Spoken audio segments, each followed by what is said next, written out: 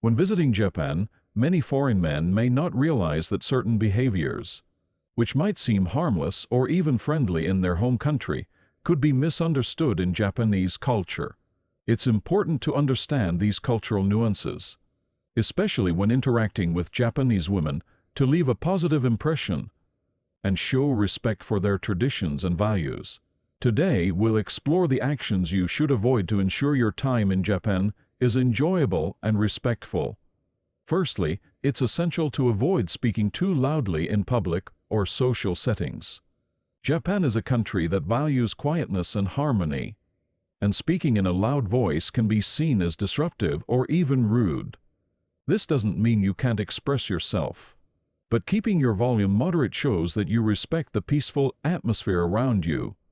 Secondly, unnecessary physical contact should be avoided. While some cultures see a pat on the back, a friendly hug, or even a handshake as a casual greeting, Japanese people often prefer to maintain a respectful distance. Bowing is the most traditional form of greeting in Japan, and it's a simple way to show you understand their customs. Moreover, it's important to be cautious with jokes or humor. What might be considered funny in one culture could come across as offensive or inappropriate in another.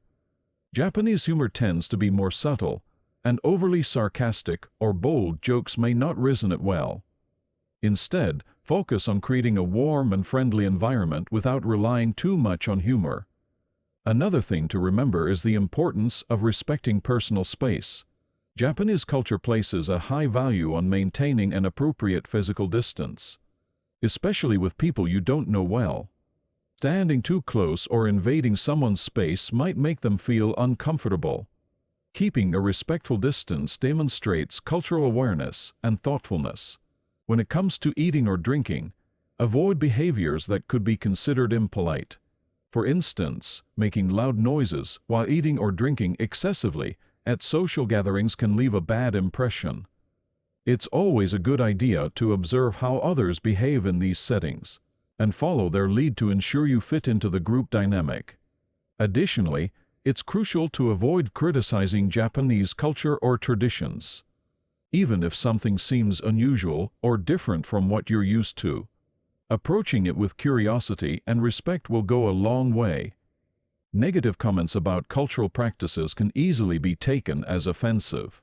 So, it's better to focus on what you appreciate about the experience.